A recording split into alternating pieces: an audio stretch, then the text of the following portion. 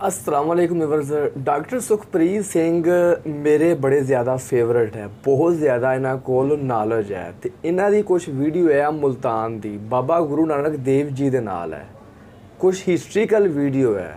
तो वीडियो ज़ाहिर गल है इन्हों की हर वीडियो ही बड़ी ज़्यादा इंटरस्ट है, शुरू तो लैके एंड तक लाजमी देखो। पहले आप वीडियो देखांगे, उस तो बाद आप रिएक्ट करांगे कि इन्होंने क्या किया। व्हाट्सअप आउंदा, इंस्टाग्राम आउंदा, फेसबुक आउंदा। फेसबुक जो मेरे पेज लाइक करो, व्हाट्सअप तो मैंने मजीद इदां दी वीडियो सेंड करो। सो आओ वीडियो स्टार्ट करिए। उस तो अगे गुरु नानक साहब की एक बड़ी प्यारी चर्चा मुल्तान गए ने। बहुत गल्लां जिहड़ियां ने इतिहास दे विच रमज ते रहस दे विच हुंदियां ने, ते उस रमज ते रहस नूं समझण तो बिना असीं उस दे भावां नूं नहीं समझ सकदे। मुल्तान जिहड़ा है उस समय एशिया का बहुत वड्डा स्कूल ऑफ थॉट सी। मुल्तान दे पीर बड़े मशहूर सी जदों गुरु नानक साहब उत्थे गए। वैसे गुरु नानक साहब तो पहला जिहड़े शेख फरीद साहब दे मुरशद सी ना, ख्वाजा बख्तियार काकी, जिन्हां दी जगह दिल्ली बनी हुई है, ये भी एक बारी मुल्तान गए सी। ते जदों ये मुल्तान गए ना, ते मुल्तान दे पीरां ने इन्हां नूं मुल्तान शहर दे विच वड़न नहीं सी दिता।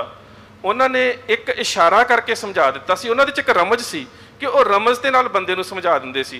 उन्होंंने दो जुत्तियां लईआं ते बाहर वाल नूं मूँह करके रख दित्तियां, जिथों इन्हां ने एंटर करना सी, अंदर जाना सी। उन्हां दा भाव सी कि साडे कोल बड़ा ज्ञान है, तुसीं मुड़दे पैरीं इत्थों चले जाओ। ख्वाजा बख्तियार काकी नूं मुल्तान दे पीरां ने शहर दे विच नहीं वड़न दिता। ते हुण मेलियों बाबा उठिया अचल बटाले की घटना तो बाद मुल्ताने की जियारत आई। गुरु नानक साहब मुल्तान गए ने, ते गुरु नानक साहब शहर दे विच दाखिल ना होण, इन्हां दे शहर दे बाहर वार ही उन्होंने किया, अगों पीर मुल्तान दे दुध कटोरा भर ले आए। उन्होंने एक नक्को नक दुध का कटोरा भर के गुरु नानक साहब के सामने लिया के रखिया कि साडे कोल बड़ा ज्ञान है। मुल्तान इस कटोरे दे वांग जिस तरह दुध का भरिया होया है ना, मुल्तान का शहर तो ज्ञान के नाल भरिया होया है। तुहाडी इत्थे लोड़ नहीं, पर शहर जिहड़ा ज्ञान है वह शहर तक सीमित है। हुण गुरु नानक साहब ने इस रमज ते रहस का जवाब रमज ते रहस दे विच देना, क्योंकि गल बोल के नहीं हो रही। उन्होंने गुरु नानक साहब नूं समझा दिता कि साडा मुल्तान प्याला है, ज्ञान दुध है, ते साडा जिहड़ा प्याला है पूरी तरह दे नाल ज्ञान दा भरिया होया, तुहाडी इत्थे लोड़ नहीं। दुध दा रंग चिट्टा हुंदा है।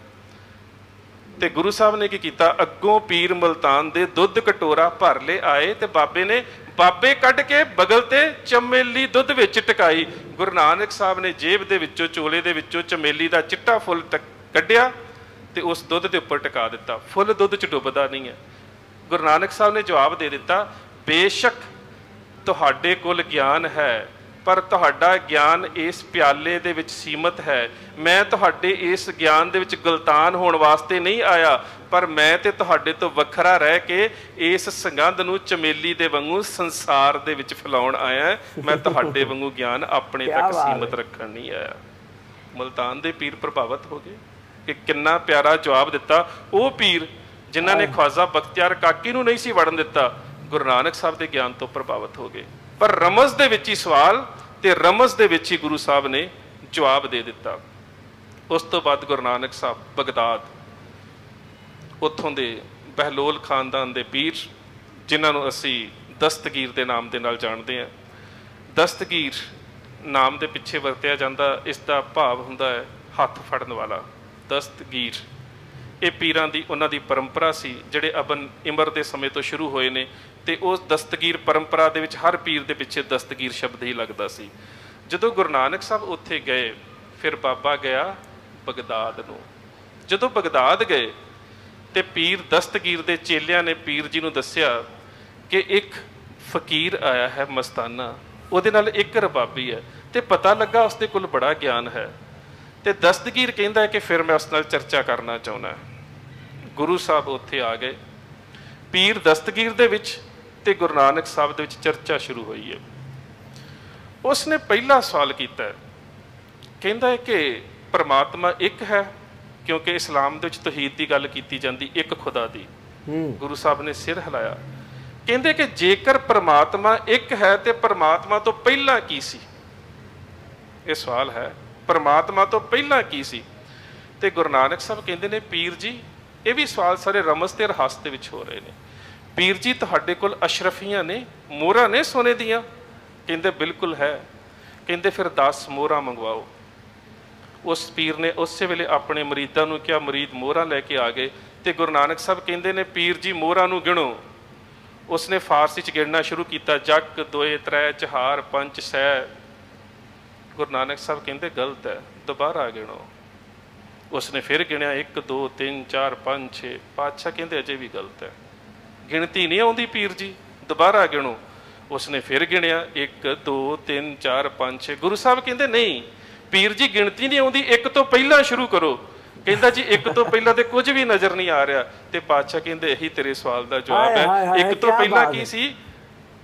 ਅਰਬਦ ਨਰਬਦ ਧੁੰਦੂਕਾਰਾ, ਧਰਨ ਨਾ ਗਗਨਾ ਹੁਕਮ ਅਪਾਰਾ, ਨਾ ਦਿਨ ਰਹਿਣ ਚੰਦ ਨਾ ਸੂਰਜ, ਸੁੰਨ ਸਮਾਦ ਲਗਾਏ ਦਾ। ਜਿਹੜੀ ਸੁੰਨ ਅਵਸਥਾ ਉਹਨੂੰ ਤੁਸੀਂ ਵੇਖ ਹੀ ਨਹੀਂ ਸਕਦੇ। ਜੋ 1 ਤੋਂ ਪਹਿਲਾਂ ਉਹਦਾ ਨਿਰਾਕਾਰ ਸਰੂਪ ਸੀ ਉਸ ਨੂੰ ਤਾਂ ਵੇਖਿਆ ਨਹੀਂ ਜਾ ਸਕਦਾ।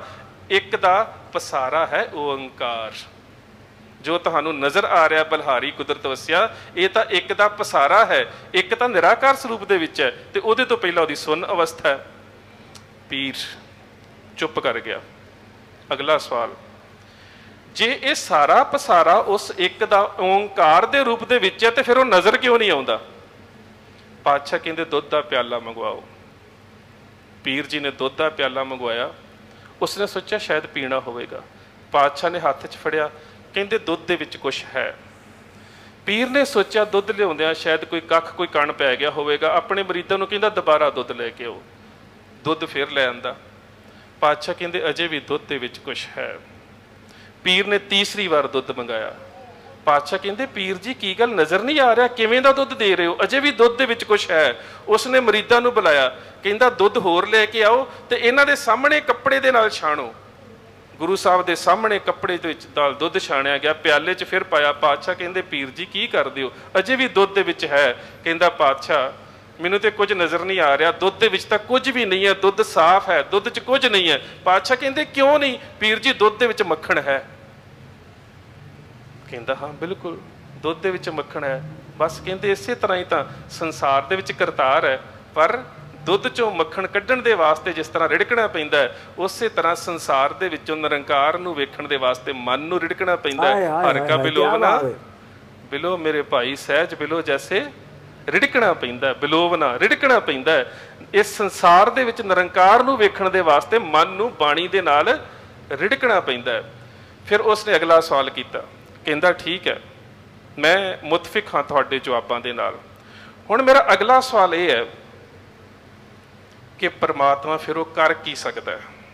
ਤੇ ਮੁਸਕਰਾ ਕੇ ਕਹਿੰਦੇ 2 ਸਵਾਲਾਂ ਦੇ ਜਵਾਬ ਤਾਂ ਦੇ ਦਿੱਤੇ, ਤੇ ਪੀਰ ਜੀ ਤੁਹਾਨੂੰ ਇਸ ਗੱਲ ਦਾ ਪਤਾ ਨਹੀਂ, ਇਸ ਗੱਲ ਦੀ ਤੌਫੀਕ ਨਹੀਂ ਕਿ ਜਿਸ ਨੂੰ ਸਵਾਲ ਪੁੱਛੇ ਜਾਣ ਉਹ ਉਸਤਾਦ ਹੁੰਦਾ ਹੈ, ਤੇ ਜਿਹੜਾ ਸਵਾਲ ਪੁੱਛ ਰਿਹਾ ਹੁੰਦਾ ਹੈ ਉਹ ਮੁਰੀਦ ਹੁੰਦਾ ਹੈ, ਤਾਲਿਬ ਹੁੰਦਾ ਹੈ, ਸਟੂਡੈਂਟ ਹੁੰਦਾ ਹੈ।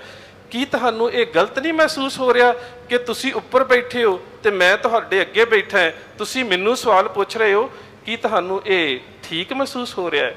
ਪੀਰ ਸਿਆਣਾ ਤਾਂ ਸੀ, ਸ਼ਰਮਸਾਰ ਹੋਇਆ। ਕਹਿੰਦਾ ਵਾਕਈ ਪਾਤਸ਼ਾਹ ਗਲਤੀ ਹੈ, ਮੇਰਾ ਫਰਜ਼ ਬਣਦਾ ਸੀ ਕਿ ਮੈਂ ਸਵਾਲੀ ਬਣ ਕੇ ਸਵਾਲ ਕਰਦਾ ਤੇ ਤੁਹਾਡੇ ਕੋਲੋਂ ਮੈਂ ਜਵਾਬ ਪੁੱਛਣ ਦੇ ਵਾਸਤੇ ਤੁਹਾਨੂੰ ਉੱਚੀ ਜਗ੍ਹਾ ਤੇ ਬਿਠਾਉਂਦਾ। ਤੇ ਜਦੋਂ ਪੀਰ ਜੀ ਆਪਣੇ ਤਖਤ ਤੋਂ ਉੱਠੇ, ਜਿੱਥੇ ਗੱਦੀ ਨਸ਼ੀਨ ਸੀ, ਉਹ ਥੱਲੇ ਬੈਠ ਗਏ ਤੇ ਗੁਰੂ ਨਾਨਕ ਸਾਹਿਬ ਉੱਪਰ ਬੈਠ ਗਏ। ਹੁਣ ਥੱਲੇ ਬੈਠ ਕੇ ਸਵਾਲ ਕਰਦੇ ਨੇ, ਪੀਰ ਜੀ ਫਿਰ ਉਹ ਪਰਮਾਤਮਾ ਕੀ ਕਰ ਸਕਦਾ ਹੈ? ਤੇ ਪਾਤਸ਼ਾਹ ਕਹਿੰਦੇ ਬਸ ਇਹੀ ਕਰ ਸਕਦਾ ਹੈ ਕਿ ਉਹ ਰਾਜੇ ਨੂੰ ਰੰਕ ਬਣਾ ਸਕਦਾ ਹੈ ਤੇ ਰੰਕ ਨੂੰ ਰਾਜਾ ਬਣਾ ਸਕਦਾ ਹੈ। ਤੈਨੂੰ ਸਹੀ ਗੱਲ, ਤੈਨੂੰ ਗੱਦੀ ਤੋਂ ਲਾਹ ਸਕਦਾ ਹੈ ਤੇ ਮੈਨੂੰ ਬਿਠਾ ਸਕਦਾ ਹੈ। ਇਹ ਪਰਮਾਤਮਾ ਦੇ ਹੱਥ ਦੇ ਵਿੱਚ ਹੈ। ਉਹ ਰਾਜੇ ਨੂੰ ਰੰਕ ਬਣਾ ਸਕਦਾ ਹੈ, ਰੰਕ ਨੂੰ ਰਾਜਾ। ਇਹ ਸੀ ਅੱਜ ਦੀ ਵੀਡੀਓ। ਬੜੀ ਜ਼ਿਆਦਾ ਇੰਟਰਸਟਿੰਗ ਵੀਡੀਓ ਸੀਗੀ ਕਿ ਬਾਬਾ ਨਾਨਕ ਮਲਤਾਨ ਵਿੱਚ ਆਏ। ਮਲਤਾਨ ਵਾਕਈ ਬਿਲਕੁਲ ਠੀਕ ਹੈ ਕਿ ਇਹ ਇੱਕ ਪੀਰਾਂ ਦੀ ਧਰਤੀ ਹੈ। ਅੱਛਾ, ਤੁਹਾਨੂੰ ਮੈਂ ਇੱਕ ਹੋਰ ਗੱਲ ਦੱਸਾਂ, ਬਾਬਾ ਗੁਰੂ ਨਾਨਕ ਜਿਹੜੇ ਪੀਰ ਸਾਹਿਬ ਕੋਲ ਗਏ ਹੈ, ਜਿੱਥੇ ਗਏ ਹੈ ਨਾ, ਉਹਨਾਂ ਦਾ ਅੱਜ ਗੱਦੀ ਨਸ਼ੀਨ, ਉਸ ਪੀਰ ਦਾ ਅੱਜ ਗੱਦੀ ਨਸ਼ੀਨ ਪਾਕਿਸਤਾਨੀ ਵਜ਼ੀਰੇ ਦਾਖਲਾ ਜਾਂ ਖਾਰਜਾ ਸ਼ਾਹ ਮਹਿਮੂਦ ਕੁਰੈਸ਼ੀ ਹੈ, ਜਿਹੜਾ ਤੁਸੀਂ ਨਾਮ ਸੁਣਿਆ ਹੋਵੇਗਾ, ਜਿਹੜਾ ਵਜ਼ੀਰੇ ਆਜ਼ਮ ਦੇ ਨਾਲ ਨਾਲ ਰਹਿੰਦਾ ਵਾ, ਸ਼ਾਹ ਸਾਹਿਬ ਹੈ। ਉਹ ਮਤਲਬ ਕਿ ਪੂਰੇ ਮਲਤਾਨ ਦਾ ਇਸ ਟਾਈਮ ਉਹ ਗੱਦੀ ਨਸ਼ੀਨ ਹੈ। ਉਹਨਾਂ ਦਾ ਮਤਲਬ ਕਿ ਉਹਨਾਂ ਦੇ ਖਾਨਦਾਨ ਦੇ ਵਿੱਚ ਹੈ। ਤੇ ਬਾਕੀ ਇਹਨਾਂ ਦੀ ਵੀਡੀਓ ਸੁਣਨ ਦਾ ਮਤਲਬ ਕਿ ਬੜਾ ਜ਼ਿਆਦਾ ਮਜ਼ਾ ਆਇਆ ਕਿ ਇੱਕ ਇਲਮੀ ਜਿਸ ਤਰੀਕੇ ਦੇ ਨਾਲ ਇਹਨਾਂ ਨੇ ਦੱਸਿਆ ਨਾ ਇੱਕ ਗੱਲ ਇੱਕ ਚੀਜ਼ ਨੂੰ, ਮੈਂ ਕਹਿੰਦਾ ਕਿ ਸੁਣਨ ਦਾ ਇੱਕ ਦਫਾ ਮਜ਼ਾ ਆ ਗਿਆ। ਤੇ ਇਹੋ ਹੀ ਗੱਲ ਹੈ ਕਿ ਅਸੀਂ ਜਿਹੜੇ ਮੁਸਲਮਾਨ ਹੈ ਉਹ ਅਸੀਂ ਬਾਬਾ ਗੁਰੂ ਨਾਨਕ ਦੇਵ ਜੀ ਨੂੰ ਆਪਣਾ ਪੀਰ ਮੰਨਦੇ ਆ। ਅਸੀਂ ਮੁਸਲਮਾਨ ਵੀ ਆਪਣਾ ਪੀਰ ਮੰਨਦੇ ਆ। ਅਸੀਂ ਇਹ ਨਹੀਂ ਕਹਿੰਦੇ ਕਿ ਉਹ ਸਿੱਖਾਂ ਦੇ ਆ, ਅਸੀਂ ਕਹਿੰਦੇ ਕਿ ਉਹ ਸਾਡੇ ਮੁਸਲਮਾਨਾਂ ਦੇ ਵੀ ਹੈ। ਉਹ ਕਿਉਂਕਿ ਇਹ ਗੱਲਾਂ ਇੱਕ ਬੜੀਆਂ ਸੱਚੀਆਂ ਕਰਦੇ ਰਹੇ ਆ। ਇੱਕ ਓਂਕਾਰ, ਉਹ ਜਿੱਧਰ ਵੀ ਗਏ ਸੀ ਨਾ ਉਹਨਾਂ ਦਾ ਇੱਕ ਨਾਰਾ ਹੀ ਇੱਕ ਸੀਗਾ, ਉਹਨਾਂ ਦੀ ਗੱਲਬਾਤ ਹੀ ਇੱਕ ਸੀ, ਇੱਕ ਓਂਕਾਰ, ਕਿ ਉਹ ਵਾਹਿਗੁਰੂ, ਉਹ ਅੱਲਾ, ਉਹ ਇੱਕੋ ਹੀ ਹੈ, ਕੋਈ ਕਿਸੇ ਮੂਰਤੀ ਦੀ ਪੂਜਾ ਨਹੀਂ ਕਰਨੀ। ਇਸ ਵਾਸਤੇ ਜਦੋਂ ਉਹ ਮੁਸਲਮਾਨਾਂ ਦੇ ਵਿੱਚ ਹੁੰਦੇ ਸੀ ਤੇ ਉਹਨਾਂ ਦੀ ਬੜੀ ਜ਼ਿਆਦਾ ਇੱਜ਼ਤ ਕੀਤੀ ਜਾਂਦੀ ਸੀ ਕਿ ਵੀ ਉਹ ਮਤਲਬ ਕਿ ਕਈ ਦਫਾ ਇਸ ਤਰ੍ਹਾਂ ਲੱਗਦਾ ਵੈ ਕਿ ਬਾਬਾ ਗੁਰੂ ਨਾਨਕ ਦੇਵ ਜੀ ਇਹਨਾਂ ਦੀਆਂ ਮਤਲਬ ਕਿ ਇਹਨਾਂ ਦੀ ਜ਼ਿੰਦਗੀ ਤੋਂ ਕਿ ਇਹ ਮੁਸਲਮਾਨ ਸੀ। ਇਸ ਕਰਕੇ ਤੇ ਕਰਤਾਰਪੁਰ ਬਾਰਡਰ ਦੇ ਵਿੱਚ ਇਹਨਾਂ ਦੀ ਇੱਕ ਵੱਖਰੀ ਜਿਹੜੀ ਹੁੰਦੀ ਨਾ ਕਬਰ, ਜਿਸ ਤਰ੍ਹਾਂ ਅਸੀਂ ਆਪਣਾ ਮਜ਼ਹਬੀ ਰਸੂਮਾਤ ਦੇ ਮੁਤਾਬਕ ਜੋ ਬਣਾਉਂਦੇ ਆ, ਇਹਨਾਂ ਦੀ ਆਖਰੀ ਆਰਾਮਗਾਹ ਵੀ ਉਸੇ ਤਰ੍ਹਾਂ ਹੀ ਬਣੀ ਹੈ। ਮਤਲਬ ਕਿ ਮੁਸਲਮਾਨਾਂ ਦੇ ਮੁਤਾਬਕ ਵੀ ਬਣੀ ਹੈ ਤੇ ਸਿੱਖ ਕੌਮ ਦੇ ਮੁਤਾਬਕ ਵੀ ਬਣੀ ਹੈ। ਬਾਬਾ ਗੁਰੂ ਨਾਨਕ ਦੇਵ ਜੀ ਦੀ ਇੱਕ ਗੱਲ ਦੇ ਵਿੱਚ ਕਈ ਹਜ਼ਾਰ ਮਤਲਬ ਹੈ, ਕਈ ਹਜ਼ਾਰ ਗੱਲਾਂ ਹੈ ਕਿ ਅਸੀਂ ਸੋਚ ਨਹੀਂ ਸਕਦੇ, ਅਸੀਂ ਉੱਥੇ ਤੱਕ ਪਹੁੰਚ ਨਹੀਂ ਸਕਦੇ। ਤੇ ਸੋ ਵੀਰਜ਼, ਵੀਡੀਓ ਦੇਖਣ ਦਾ ਬਹੁਤ ਜ਼ਿਆਦਾ ਮਜ਼ਾ ਆਇਆ। ਮੈਂ ਕਹਿੰਦਾ ਡਾਕਟਰ ਸੁਖਪ੍ਰੀਤ ਸਿੰਘ ਜੀ ਕੋਲ ਬਹੁਤ ਜ਼ਿਆਦਾ ਇਲਮ ਹੈ। ਗਲੀ ਮਹੱਲਾ ਇੱਕ ਚੀਜ਼ ਕੋਡ ਕਰਦੇ ਆ। ਮਤਲਬ ਕੋਈ ਇਹਨਾਂ ਦੀ ਗੱਲ ਨੂੰ ਅਸੀਂ ਗਲਤ ਨਹੀਂ ਕਰ ਸਕਦੇ। ਜਿਹੜਾ ਪਾਕਿਸਤਾਨ ਦਾ ਵਜ਼ੀਰ ਖਾਰਜਾ ਸ਼ਾਹ ਨਮੂਦ ਕੁਰੈਸ਼ੀ ਹੈ, ਉਹਨਾਂ ਦੇ ਮੂੰਹੋਂ ਵੀ ਸੁਣਿਆ ਮੈਂ ਕਿ ਬਾਬਾ ਗੁਰੂ ਨਾਨਕ ਦੇਵ ਜੀ ਸਾਡੇ ਇੱਧਰ ਆਏ ਸੀ। ਮਤਲਬ ਕਿ ਉਹਨਾਂ ਦੀ ਦਰਗਾਹ ਦੇ ਉੱਤੇ ਵੀ ਉਹ ਆਏ ਸੀ ਤੇ ਉਹਨਾਂ ਨੂੰ ਇਹਨਾਂ ਜਿਹੜੇ ਵੱਡੇ ਬਜ਼ੁਰਗ ਸੀ ਉਹਨਾਂ ਨੇ ਫਿਰ ਬੜੀ ਇੱਜ਼ਤ, ਬੜਾ ਇਹਤਰਾਮ ਦੇ ਨਾਲ ਇਹਨਾਂ ਨੂੰ ਬਿਠਾਇਆ ਸੀਗਾ। ਇਹ ਗੱਲ ਬਿਲਕੁਲ ਹਕੀਕਤ ਹੈ। ਤੇ ਸੋ ਵੀਰਜ਼, ਵੀਡੀਓ ਬੜੀ ਜ਼ਿਆਦਾ ਇੰਟਰਸਟਿੰਗ ਸੀ। ਤੁਹਾਡੀ ਕੀ ਰਾਏ ਹੈ, ਤੁਹਾਡਾ ਕੀ ਖਿਆਲ ਹੈ? ਇੱਦਾਂ ਦੀਆਂ ਵੀਡੀਓ ਸੈਂਡ ਕਰਦੇ ਰਿਹਾ ਕਰੋ ਤਾਂ ਕਿ ਸੁਣਨ ਦਾ ਵੀ ਮਜ਼ਾ ਆਵੇ, ਤੁਹਾਨੂੰ ਸੁਣਾਉਣ ਦਾ ਵੀ ਮਜ਼ਾ ਆਵੇ ਤੇ ਮੁਸਲਮਾਨ ਤੇ ਸਿੱਖਾਂ ਦਾ ਆਪਸ ਦੇ ਵਿੱਚ ਪਿਆਰ ਮੁਹੱਬਤ ਵਧਦਾ ਰਹੇਗਾ, ਵਧੇਗਾ ਤੇ ਵੱਧਦਾ ਹੀ ਰਹੇਗਾ। ਅੱਜ ਦੀ ਵੀਡੀਓ ਵਾਸਤੇ ਇੰਨਾ ਹੀ ਹੈ। ਤੁਹਾਡੀ ਕੀ ਰਾਏ ਹੈ ਥੱਲੇ ਕਮੈਂਟ ਬਾਕਸ ਵਿੱਚ ਲਾਜ਼ਮੀ ਦੱਸੋ। ਮਿਲਨੇ ਆ ਤੁਹਾਨੂੰ ਅਗਲੀ ਵੀਡੀਓ ਵਾਸਤੇ। ਇਜਾਜ਼ਤ ਚਾਹੁੰਦੇ ਆ। ਅੱਲਾ ਹਾਫਿਜ਼।